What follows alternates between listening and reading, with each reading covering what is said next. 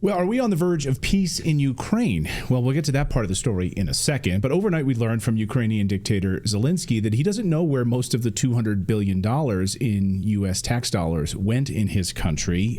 He said, you guys sent $200 billion. We keep hearing $200 billion, but all I got was $75 billion. That's all I got. I guess to build all of his houses and for his wife to travel to France. We don't know where that money went. I'm sure that sits well with Americans right now.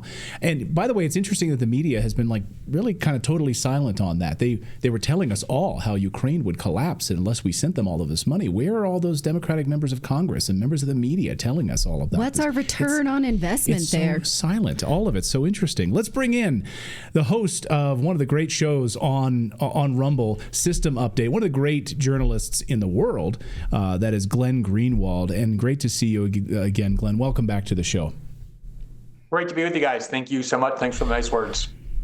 Absolutely, Glenn. So, it seems almost as if the mainstream media were lying to us all this time about Ukraine, that they're suddenly coming around on this idea that, Ukraine looks like they're going to lose this war. There was never really a chance in all of it. But I want to play this little sort of montage real quick here, Glenn, because this was all of the mainstream media telling us Ukraine is absolutely going to win this war. Watch this.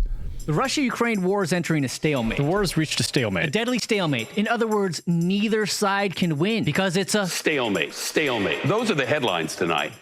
But are they behind? Like yesterday's news, is the real truth the Ukrainians are winning? We know that Ukraine will win. This is... Yeah, okay. There's just a sample of that, Glenn. It seems like, were they lying to us? Oh my God. Wait, you're saying the corporate media might have been lying about a war that the United States was involved in? I can't believe that. I need a second to compose myself.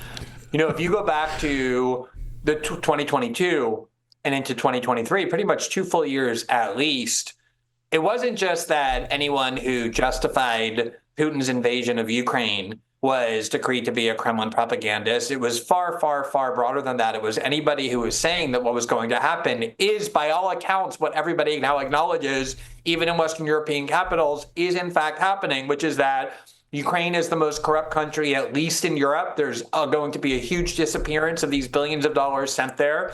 Ukraine has absolutely no chance of winning the war just based on size alone. Russia can win a war of attrition.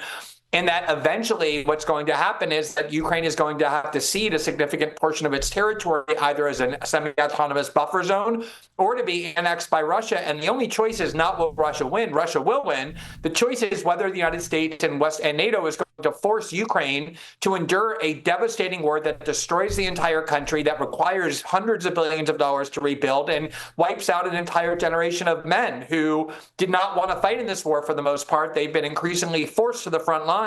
And anyone who tried to raise any of that was not just in discourse, but by formal decree of the Ukrainian intelligence agencies, believe me, I know I've been on several of those lists, decreed to be a pro-Russian propagandist. And as usual, unfortunately, it takes 3 to 4 years for us to now arrive at the point where Washington acknowledges that everything it said about this war proved to be untrue. It was a gigantic waste of life and money and destruction. BlackRock and all those other vultures are circling Kiev in order to profit off the rebuilding that the United States taxpayer will pay for.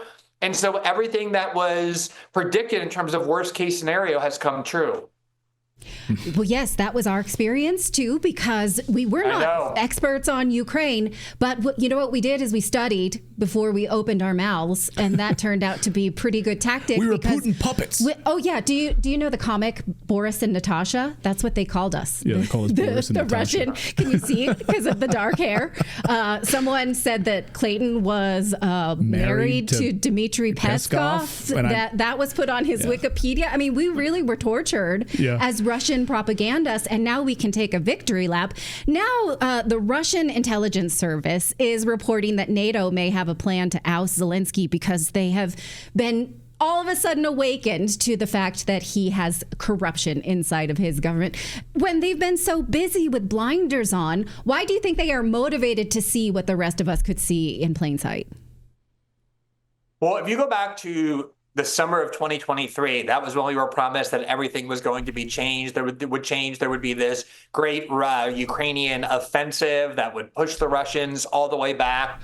all the same people who have been defending wars forever, Max Boot and David Petraeus and the Washington Post and Bill Kristol and the Kagan spawns assured us that this offensive was coming and this is going to be, and it completely failed. So by the fall of 2023, which is more than a year ago now, Ukrainian officials at the highest level who had been pretty positive about the war were leaking that the only person left in Ukraine who believes that Ukraine can win is Zelensky. And he's kind of completely detached from reality in the way that leaders get when they cut off any democratic accountability. Of course, he proclaimed himself indefinite president, no more elections, no more any democratic accountability.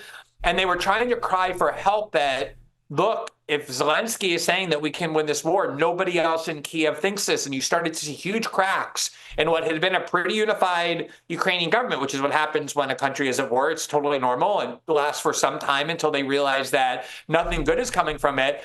And finally now, this is all sort of seeped out and spilled over. The Russians are advancing every day. The Ukrainian front line continues to crumble. There's massive dissent within the Ukrainian government. And I always thought there was a chance that, especially when Zelensky is forced to negotiate a peace deal, that this extreme nationalist, radical, right-wing Azov battalion and all of those people who we were told for a decade were dangerous and then told we weren't allowed to talk about once the war starts could be a threat to Zelensky, could oust him because they won't accept any kind of deal with Russia.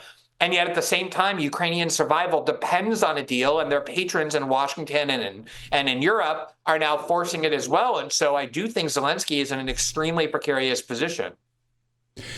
You know, of course, after the 2014 and beyond, there was a genocide being carried out in what was formerly Eastern Ukraine, of course, and Donetsk and Donbass and all of those ethnic Russians who were being slaughtered on a daily basis, pedal mines being launched into children's playgrounds where their limbs and hands were being blown off.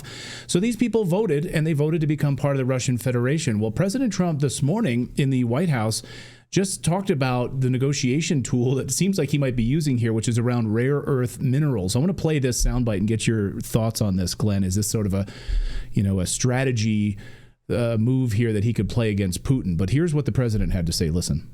We're telling Ukraine they have very valuable rare earth. We want what we put up to go in terms of a guarantee. We want a guarantee. We're handing them money hand over fist. We're giving them equipment. European is not keeping up with us. They should equalize. And look, we have an ocean in between. They don't. It's more important for them than it is for us. But they're way below us in terms of money. And they should be paying at least equal. They should really be paying much more than us. But let's say equal to us. And they're billions and billions of dollars below.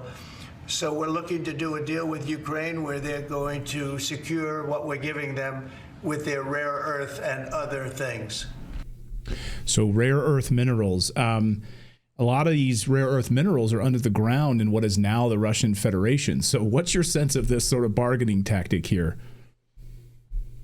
Well, I think there's been an assumption in the West, and probably it was true for the first year and a half, that Putin wanted a deal, he was ready for a deal, that the deal would be something like just Ukraine would never enter NATO, at least not for the next 30 years or 40 years or whatever, and that these eastern provinces that have a lot of people who identify as Russian, they're Russian-speaking and they're ethnic Russian, they've had their rights trampled over, as you said, they've been violently attacked, and the Russian government feels an obligation to protect them for obvious reasons, on top of obviously keeping Crimea, which is non-negotiable for the Russians, that was a deal that probably could have been had and could have been had pretty easily. In fact, they got pretty close to that deal early on when Boris Johnson and the Biden administration came in and Victoria Nuland said, this is not a deal that you can do. This is not a deal that you should accept. And so they didn't, because they had to listen to the people who fund them.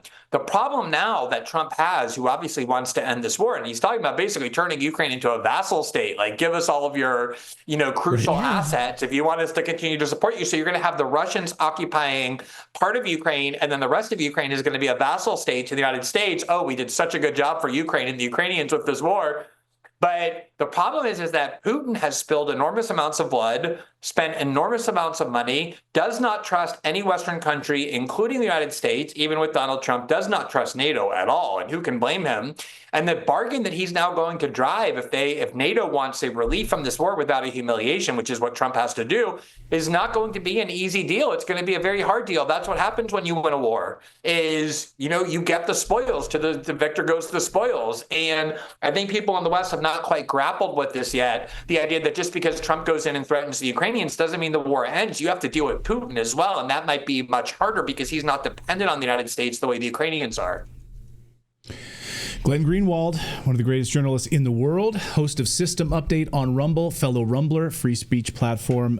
Great to see you, Glenn. Love your analysis, as always. Thank you so much for taking time out tonight to talk with us. Great to see you guys. Love your show. Thanks for having me on.